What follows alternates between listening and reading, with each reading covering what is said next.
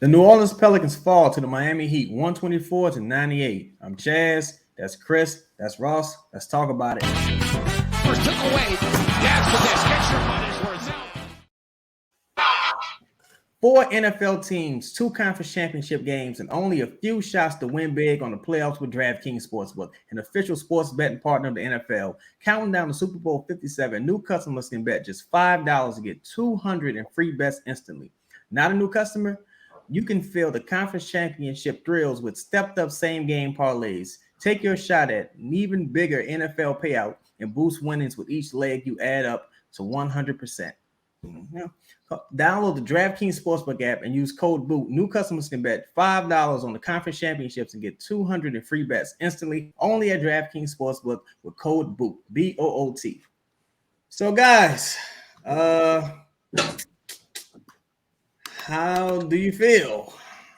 How do y'all feel? Chris, I'll just give you my very, very short opinion of the game, and it is that I don't know about, there's probably worse losses in general, but that was the worst game we played all year, and I don't even think it's close. Yeah, at this point against good teams, you've been seeing, a similar, maybe not this bad of a start, but this is kind of where you are. You are missing two dudes in which even one of them would make a drastic difference. And you have areas on the roster that, especially without those two guys, just their ability to make life easier for others and give you just instant offense. It just eventually it adds up, and you can see the frustration on some of the guys. CJ McCollum, the team is looking, and they look at games like this and say, "Man, all right, we're starting to miss our stars," and we knew that this would happen, this would manifest, and it's a lot more difficult, when you're playing a team, even at home. And they've been, Pelicans have been great at home this year, but you're playing a more talented team who is slowly starting to kind of create a new identity, running a lot more through Bam and Tyler Hero in some stretches, Jimmy kind of picking his spots more versus just being the where things start and finish. You're not going to be able to hang unless you almost play perfect. And the others for the Pelicans that didn't step up, too many turnovers. I mean, you don't even score 100 points in this league, which is, it's really telling. It's time either A, for guys to come back, or eventually roster moves to be made. Chaz. Go ahead, Ross. The floor. I'll go next. I'll say this, right? And y'all saw The Godfather before, right? Mm-hmm. You remember after Vito came and he had the meeting, and he was like, I'm willing to forgive some of the people in this room. And he said, but some things I won't forgive. I told y'all, Dyson Daniels was one of the worst picks in Pelicans recent history. He was awful again. It's no way to justify like some of these misses in the first round. Then you got Kyra, who's not even getting minutes until super late in the game for whatever reason, for whatever the thing is. It's just. And look, and here's the thing. Not that I even think Kyra's great, right? Because I think we're 0 for 5. I think I've been pretty pretty vocal in that. And you had one sequence just told it all for me. Max Strauss boxed out Trey Murphy, right? Got the rebound, right? Led to a Heat field goal. Trey Murphy on the other end blows a wide open layup off the glass. I'm talking about it didn't have a chance at going in. Drew it at the backboard, bounced off the glass, and I was just like, these are your first round pick. These are your assets that you spent. Dyson at one point had about 3 turnovers in a row. He's getting beat off the dribble by Tyler Hero continuous times, consecutive times. I don't even remember which guy it was. It was some undrafted free agent guy. Doesn't up fake. Dyson jumps out of his shoes dudes just plucks Dyson's eyes out. It was it was embarrassing, bro. It was embarrassing. Bam is great. What can you do? Well-oiled machine out there in Miami, haven't been playing their best basketball. CJ has picked up a tech and a flagrant foul in the last few games.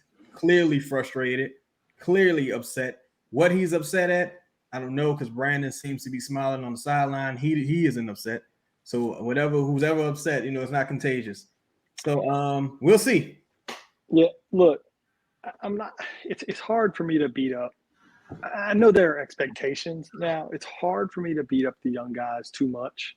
I mean, you throw Dyson Daniels out there as a starter today against a really talented offensive player in Tyler Hero, and a lot of times he's guarding Jimmy Butler. Like, that's not setting a guy up like that for success necessarily. Like, it's hard for me to just say, oh, he was terrible tonight, because I got on here last game and I thought until Donovan Mitchell got hurt, he was giving Donovan Mitchell the business. He was making it hard on him. It just, sometimes matchup. That game went south. I mean, I told you before we started this chat, that game went south 2 minutes. 2 minutes into that game, it was done. It was cooked. It was we looked sluggish. We looked tired. We didn't look ready. It just was going to be one of those games. To me, at least, that's how it felt. 2 minutes in, I felt that way. I am ready now to say that, and this is with the information we've been given, I'm ready to say that every game we lose, starting with tonight until Brandon Ingram plays again, is his fault. Like, that will be, if we lose, and we come on this stream and he hasn't played, my excuse for why we lost is going to be it's Brandon Ingram's fault, because there's just no excuse anymore. Like, you want to talk about why I think CJ is frustrated? That's why I think CJ is frustrated. You see a guy that can help you on the sideline, and it's time. Like, the team, your teammates, your friends, your coach, like, your team needs you. They need you at this point. Like, watch the game tonight. Like, we're tired. This group, this non-Zion, Herb, CJ group has given you as much as they can give you. I won't be surprised if we lose to Orlando. I won't be surprised if we lose in Miami after that. I won't be surprised if we lose to the Nuggets at home.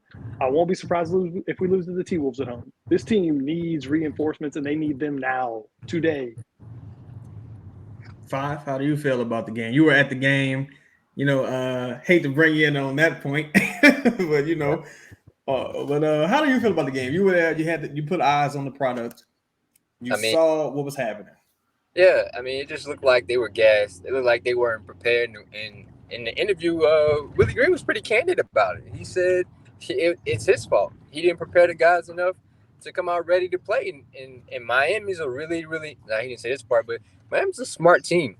Like, they know what they want to do. Now, they might have not performed in the way in previous games of it, but they know what they want to do.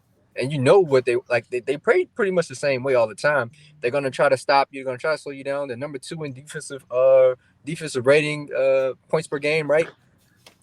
It's no secret. They're gonna try to shoot the ball, but it's almost like the Pels kryptonite. We see teams that play really good defense and they can shoot the ball well from the corners. That's a wrap. They take really good shots. They got shooters. They went to a zone, and the Pels, when they saw the zone, it's like as if they never seen it before.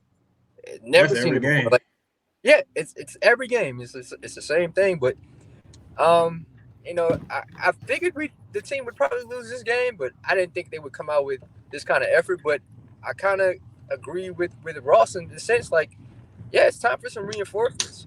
I'm not just blaming it on Brandon, but yeah, it's time for these guys are taking you as far as they probably can.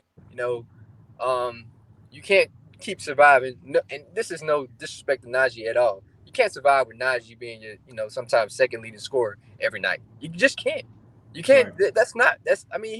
I think he's really playing really well. Again, I've been head of that, that notion, but at this point, like, no, it's time for the superstars to come back and try to win some games, right? It's time for them to show why they get paid the big money.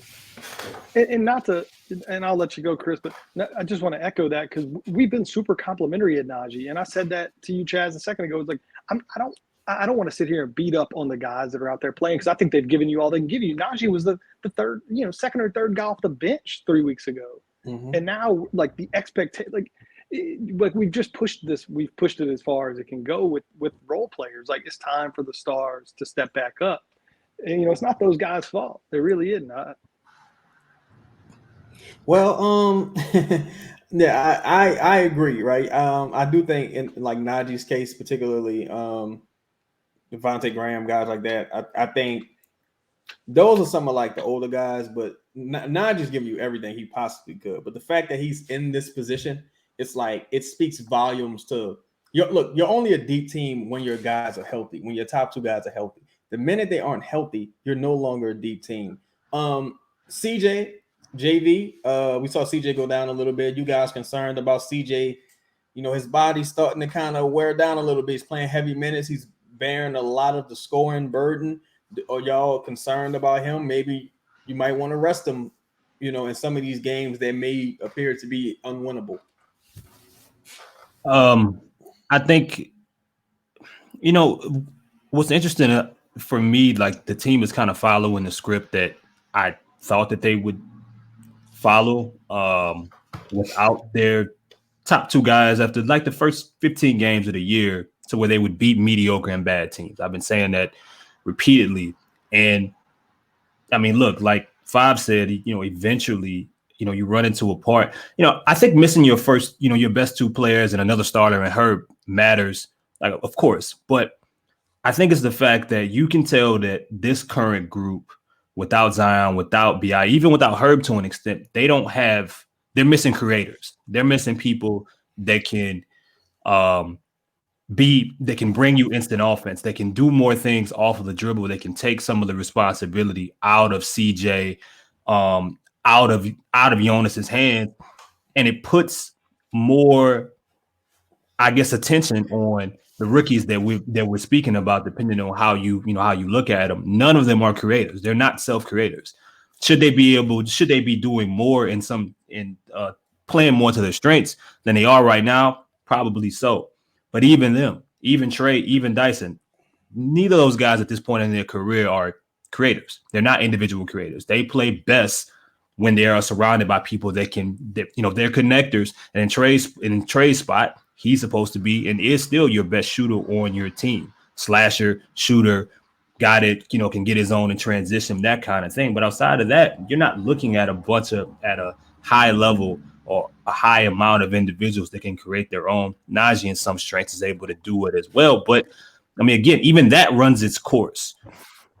CJ is desperately needing, yes, he's needing superstars, but he's needing help from people that can create for themselves and make his life easier. And it's no different from what we've seen when Zion was gassed at one point in the year and in some stretches when Brandon was looking at before CJ arrived. I'm gonna pass this to Lito. Welcome to the show, brother Lito. Let me ask you something. How do you identify the depth on this team? Who are the guys that you count on game in, game out, whether when the team is healthy or not? Like who do you consider to be the consistent guys on this team who play their role consistently outside of the top, two, of course. Top three, man, me personally, like, I feel like I never thought this was the deepest team. I never thought we had the depth that people said we did, simply because, like, you can't make the club in the tub, trademark that, right? So, like, you gotta count on certain guys to actually be there, and if the trend for them is not there, then the depth you counting on are actually players who are playing pivotal minutes. And if that's the case, then you're not who you think you are depth wise. I would say, if I had to answer a question though, Najee would be a depth guy. Wait, hold on. That's subjective though, man. Like, look, bro, like this team got you 26 wins. But this is true. Wins. Is it enough? Is it enough to beat Miami, who's at full strength? No. But is it enough to keep you afloat surprise a few teams and beat bad and mediocre spots. For the Pelicans, especially in our history and what we've seen and what you see around the league, yeah, that's satisfying. Now, in context, No, wait. Hold on. Let me. No, so look, I agree with that, but I was just simply referring to like if he asked me what exactly like what I thought the depth on the team was. So the depth on the team to me would be Lanyap, right? That's the guys, that's the bonus, right? Yeah. So yeah. I would say Najee, I would say Jose, I would say. I mean, hey, Larry? Trey and Larry are both that's quality depth. Like that Larry, really is quality depth. I don't think Trey's quality depth. I don't think that Trey is playing like quality depth. Wow, he's still shooting for. All right. Man. I'm saying that's all right, I was at the game tonight. I saw. You saw. I understand what you saw, but this is what I'm saying. You're talking about the difference between a healthy team, a guy playing, 15 to 20 minutes a night against backups, versus a guy that's out there trying to guard Jimmy Butler. Like he wasn't guarding starting. Jimmy Butler. It was Max Right. Strus, a veteran that can score, that is a good offensive player. So. There's just a difference. Like, yeah. Wait, what did you say? Hold on. Whoa. What is he? What was he? He's a what? He's a quality offensive player. But see, so let me ask you this. Go ahead. No different than a lot of the guys. No different than a lot of the guys we've been talking about trying to bring in to help us. No, Ross. Now, I gotta say this, Ross. Max Strus came off the street somewhere. Trey Murphy is a high pedigree first round. Trey Murphy represents the 13th pick. Exactly. I understand what you're saying. And a month ago, Trey Murphy where was he coming off the bench at for us? Where would you say, where was he at in our pecking order? A fully healthy guy. So you would say he's our sixth best player on the team. That's what you're telling me. That's what I'm asking. Absolutely I wouldn't say that at all. Okay, was it seventh, eighth, ninth? I would put him about maybe ninth. I would. That's okay. Your ninth best player is now being asked to do things that maybe like a third best player would be doing. Well, yeah, he's going to look like shit doing that. He's not ready to do that. I don't. But Ross, I disagree with that simply because I'm not asking for him to do anything other than what his ability coming in the league was. I'm asking you, he's not shooting enough shots. Okay. He's not shooting enough shots to make that to make a difference. And not shooting enough shots and not making the shots that you're taking. He came in the league as a good 3-point shooter. He's shooting over 40%. I'm not worried about the misses though. But I'm not worried about the misses. My issue was the defensive end. That's where I'm at. And it's got to get better. We all like I think he's better than he was last year. He's still not good. But it's hard for me to sit here and say that Trey Murphy would not be quality depth on every team in the NBA. Like I don't agree with that. It depends on how. Okay. The question, and we can just agree to disagree, but I mean, that's fine. Because the question I proposed to leader, and I'll pass it to you, Five, and was that like guys who you can count on consistently, like every night, Jose is going to do this thing, Najee's going to do this thing. If you put Billy in the game more often than not, he's going to do this thing off the bench. Five, as I pass it to you, as you see this team will start to like kind of, twist in the wind a bit, and we don't anticipate Zion or Brandon returning, relatively soon because he's still not even doubtful on the injury report. Like, who do you see stepping up on this roster? Like, aside from Najee, who's already given probably all that he can give. I think this is where, and I think again Willie alluded to it in the press conference. It's got to be him. Like, I think the coaching staff has to come out and be like, we got to get games won. They have to be able to, outsmart the other team to win games. Can you out-scheme the other coaching staff to get for your team that's like undermanned to get wins? I think that has to be your next option, because it can't be all out effort. You can't out effort everybody, especially the good teams. And this is why I like when we play teams that are really good, that are really smart, really. It's not like Miami's like more talented than the Pelicans, even down a couple guys. Like, it's not like they're more talented. I just think they know who they are and they know what they want to do. We at times don't know who we are and know what we want to do. When we see zone defenses, we don't know what we want to do. Like, all right, let's play through the middle. Let's play through JV. Like, when we have a advantage down low, when JV has Jimmy Butler pinned, let's kind of give him the rock, even though he got stripped one time. But like playing through your advantages, we don't do it enough, and I think that's what we have to do because there's really no play on this roster that I feel like, again, off the bench that can like change the trajectory of this team. Nah, like that's not gonna work anymore. You had like you people know who Jose is. People know who Najee is at this point. You gotta be able to win games by being just better than the other team, smarter than the other team. Can you not turn the ball over? Can you get defensive rebounds when you're supposed to? Can you, even though we even shot better from three than the Heat tonight, and it didn't feel like that. It was almost like a mirage. Like I get percentages, I get shots, take like that shit. Like statistics you can use them to kind of benefit you at anything, right? I think this team just needs to get down to like the essence of basketball, getting stops, getting rebounds, not trying to play too fast, getting in a half court set, because that's what's going to happen in the playoffs. You're not going to be able to outrun everybody. You're not. You got to be able to figure it out and like make good decisions and shoot good shots. If these were all good shots and we missed them, fuck it. We just missed them. God dang it. I forgot. We can't curse. But that's the thing. Like, can we just be smarter than the other team? And I'll be honest, I have yet to see that. Go ahead, Chris. So I mean, let's this depth conversation. If you look at the West, the Kings for the most part, Sabonis and Fox, they've been there, right? You're talking about fourth seed, okay? Dallas, pretty much the whole year, Luka's been there. They're 2 games over 500. The Warriors, they've been hurt. They've had injuries. 500 basketball team and still struggling in some strengths even when they are healthy. The Clippers, similar to New Orleans, having trouble with Kawhi, Paul George. Even when they're playing, I watched them get 40-piece by the Nuggets about a week ago. They're a 500 team. Timberwolves, injuries to one guy, 22 and 23. The list goes on and on throughout the Western Conference. The Pelicans, somehow a 26 and 19.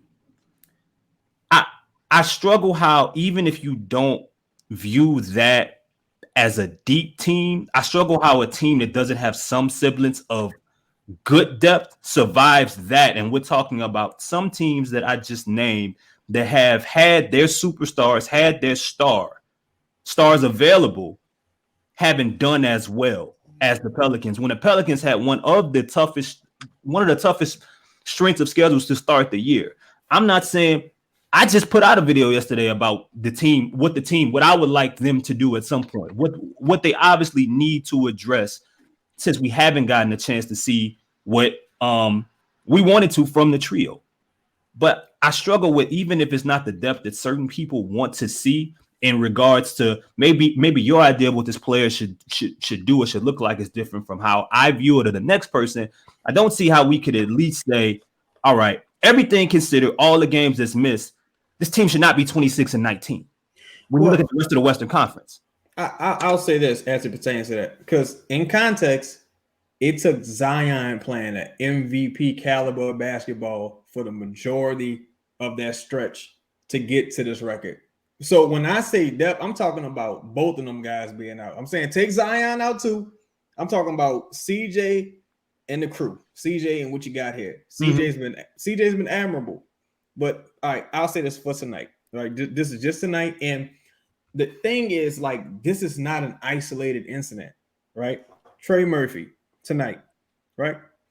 2 for 9, 1 from 6 from the field goal, from the 3-point line, 5 points, 3 rebounds, 3 assists, minus 21. Dyson Daniels, 9.6 rebounds, 3 assists, 4 of 8, 0 from 3 from the 3-point line, made his field goal, minus 21. See a guy that people beat up on, Devontae Graham, 6 points, 3 rebounds, 3 assists, 2 for 3, 2 for 2 from behind the arc, 0 for 2 from the free throw line, minus 16. The issue that I take with these guys, with the Treys and Dice specifically, they're not supposed to be in this situation, but counting on those two guys being Brandon and Zion to be healthy, That was the recipe for disaster anyway. So you knew that more often than not. Look, I say before the season, it's 3 ways Dyson Daniels plays this season. If we either suck, we're hurt, or he's so great that we can't keep him off the floor. I think we got the 2 of the negative ones, right? For us being hurt and, kind of playing a little bad. But again, like today, someone presented an argument to me that said you shouldn't trade Jax, Devontae, Dyson, and Garrett Temple because you would give away all of this team's depth. And I'm like, I didn't disrespect this man. This is his perspective, right? But it's these kind of conversations that are happening in the universe. And it's like, what are people seeing here? But Chaz, depth is this is how I view depth. CJ McCollum, a guy who is in certain respects, when Dame Lillard has either been out or available, has had to help carry a franchise, right?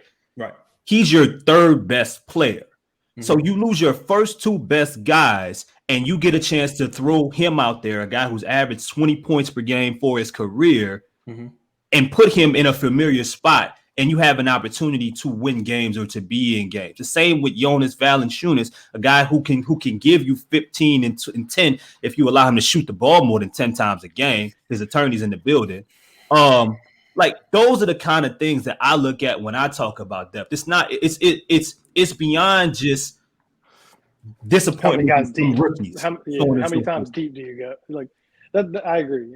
Sometimes people look at depth as like, well, how many guys are you playing that are playing decent? And it's like, Lita, we both said the same thing a million times. And I think it's why we're both on the same page of that we would trade a lot of that depth in those picks, because we know once you get to playoff time, we're playing 6 dudes, 7 dudes anyway, right? Yeah. I feel like, and look, Chris, that's a valid point. Honestly, when you look at the roster, when you look at who's missed Brandon, this is 26 straight, I think, tonight. Yeah. If you look at that's wild to think about. Bro. If you 26 straight games, 26 straight, bro. If you look at who's missed time, 26 and a half, because he was out in the half. And he left at halftime. Right. Like even with Larry missing time, you know what I'm saying? Like even with the ton that Zion has missed, I totally get what you and Ross are saying about the roster, the depth of it. Like I get it, right? My only rebuttal to that is Chavs is asking me about consistency off of it. So, which is why I said Najee, Larry, and Jose.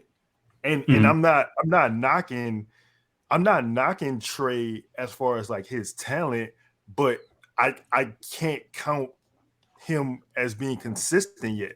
I understand the piece about shooting 40%, but it's not like you're getting that every night. That's the only point I was trying to make. No, I understand that. I mean, even with Herb, it's one-sided, right? Like you can count on Herb consistently being able to play to be a really good defender, but then there's some nights where he gets in foul trouble. There's some nights where it's just too much, and he's upset by him having a bad shooting night. So I get that. I get that. I want to say one more thing. Man, Dyson is terrified of offense, man. He is terrified. Man, he's making it hard. He's making my argument for him really tough right now. I'm trying to remember he's only 19. He's only played 30 games. It's rough right now. I'm not mailing it in on him. It's 30 I'm games. not mailing it in either. Right. But bro, you gotta look at the rim. You gotta look to be aggressive. That's literally 90% of his turnovers are just because he won't attempt the shot, or he won't look at the rim for his own offense, and it gets him caught in between. I don't know what to do here, but the rim is right there. Again, I said this last podcast. Yo, flirt with it, wink at it, ask it on a date, ask it how it's doing. You know what I'm saying? It's there for you. It's a goer. I promise. Everybody gets a turn on the rim. Man, go ahead, Ross. Go ahead. No, I just that was a funny Dyson. That was good. I was sitting there. I pulled it up while we were talking because Chris, I thought, made a great point about when you've got to look at the totality of what's been missed, right? And on this team for this year, Brandon plays 32 minutes a night. Zion plays 33 minutes a night. Herb plays 28 minutes a night. Like, if you just take their positions, right? One guy's shooting guard, one guy's small forward, the other power forward. Like, you're talking about missing a massive block of the guys that would be playing those minutes. Like, you're going to see the net effect of that at some point. And back to where we started this whole thing, like, I think you're just seeing that. I'm not gonna, like, I don't want to make a mountain out of a molehill to a certain extent. Like, tonight was a bad game. It was a bad performance. We looked bad, we coached bad, we weren't ready, all of that. And I think even with really good teams, sometimes this just happens in the middle of the year anyway. But I'm really, really concerned that we have, like, that the group we have today, like, that we've hit the wall a little bit. I think there's enough tape out there on this group now without Zion and Bi. I think these guys are sort of worn out. I'm really concerned that if we can't get Brandon back here pretty soon. I mean, the Zion thing is, we're only halfway through what they projected for him. So, like, it's hard for me to say he should come back. Like, he's going to miss more time. If we can't get Brandon and Herb back pretty soon, I'm nervous about these next 4, 5, 6 games. I think you could start losing some of those games that everybody's been real like, hey, we beat the teams we're supposed to beat. I think you're going to start losing some of those games. I think we're at a crossroads a little bit. See, Chaz, here's the thing. I get your perspective because a lot of different things that have happened, you were on the other side of to begin the year, right? The question marks that you had about you didn't believe that these guys would be healthy. You didn't believe that we would get, a strong stretch of these guys playing together. You didn't believe in Dyson. You had questions about year 2 Herb Jones. So for you, it's like, all right, well, I was already here, right? I already mentioned Gary Trent Jr. I already mentioned, back in October, which I understand that 100%. However, I think that we gotta step back and not just look at this team for how we view them every single night. I can guarantee you, I can promise you, the rest of this league looks at this team and some of these players that we're talking about that maybe are struggling right now, that we're disappointed with, or that we're up in arms about, or we don't believe in going forward. And it's a lot of teams around the league that look at them completely different. You know what I'm saying? Like, it's a lot of teams around the league that aren't going to look at Dyson Daniels the same way 30 games into his career because they're looking 3 years down the line. The same with Trey. Even if Trey's going through a stretch, they're saying, okay, I see something beyond that. Herb Jones, to an extent, I think the list goes on and on, and that goes into what we're going to be talking about if a trade is made, because you'll learn, I think, a lot more about some of these players that maybe we're frustrated with in the moment by the trade package that's sent out to possibly get some of the individuals that we've been pondering about over the past few months. Let me ask you guys this, and this, I guess this would be the closing. What's your anticipation over this next stretch of games? Very tough schedule coming up. If I had to be honest, the only winnable game really looked like that Washington game, man, and that's not even a given. Could the rails potentially fall off this thing? Nah, I mean, could but in all seriousness, if this team were to go on like a losing stretch, I think we got 2 back-to-back losses. Let's say this is stretched out to maybe 4, 5, 6 losses back-to-back. Do you think I don't know if it would be a panic move, but do you think a move would be in order then, or do you still wait and hold out to see if these guys get healthy? Anybody want to go? I can go first because my opinion after tonight has changed on what I think the move has to be. I think you now have to start looking more at how can you patch this together? You Zion's going to be out another 2, Month. 3, 4 weeks, right? Let's call it a month. Yeah. I mean, it just is what it is. I don't know what to do with Brandon. Like I don't know. I think you almost have to plan for him. I don't know. I mean, he's missed a lot of games over the last few years. He's missed a lot this year. I think you have to find a way to like patch this thing together so that you don't lose 7, 8, 9 in a row. I really do. I think we've got to start looking at like fringe guys that traditionally I don't want. Like we need another person that can help initiate offense. I think they're, I wanted to go big game hunting. Yeah, I think at the break. I did. I just didn't see. We talked a lot about Bogdanovich and these other guys. Like, for me personally, I didn't see these like fringe moves as like that big a deal. Yeah, if we made one, cool. If not, I'm not really trying to give up a whole lot. I'm not trying to like do anything other than go big game hunting, either now or at the end of the year. And I'm sort of changing that approach that I think we've got to find a player or two that can like give us a boost to keep this thing afloat until we get healthy. Because I'm with you, Chaz. I'm very nervous about the next week or two. I really am. Lito? Who's a player you have in mind, no Ross? Like when you say that. Well, I mean, I just mentioned Bogdanovich because I guess a non-role player, but a non-star. I guess I don't have like a person necessarily in mind. I got you. Yeah.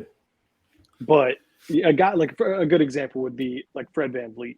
He's not a guy I want with our core moving forward. I think for a lot of reasons he doesn't really fit. Not locked up real long term, if I'm not mistaken. Got a year or two left, or I don't know if he's done after this year. I would now be interested in guys like that, like a short-term fix or a short-term plug of like, hey, this guy can give us energy, can help us get baskets for the next, through the end of the year. Maybe when we're healthy, he comes off the bench, something like that. Those type of players that I'm now willing to look at a guy that I don't think is a long-term fit, but can definitely help us through the end of the year. Because I don't think you can't let the wheels start to come off. Chris? I mean, I'm really not swayed by what happens game to game, man. I mean, I kind of, I'm more of a 10, 20 game. Like if they come out and they win, they beat the hell out of Orlando, on Friday I'm not gonna look at it any differently, right? Right.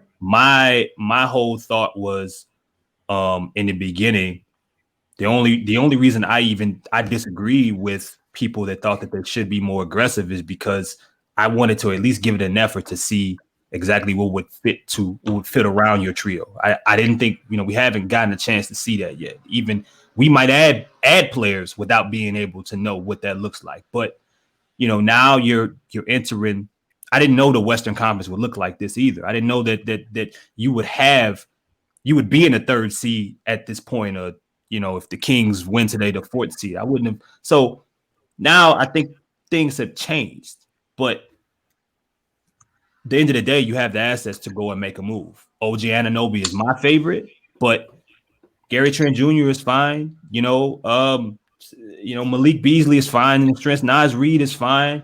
Bogdan, it's hard to really mess this one up. I mean, to be honest, because anything right now is enough to get you around, because the BI and Zion aren't healthy. It doesn't matter anyway. Yeah. It doesn't matter long term anyway. So, I mean, Brother Lito, you good? I'm good, man. I feel like one thing, man, health is wealth. Pelicans need to call Dr. Sebi, and we need to figure out. We need to get something to treat our ailments, and we need it ASAP. Some alkaline. We need to start drinking alkaline water. Like we don't need throw the Gatorade out. Throw the Gatorade out with the bath water, right?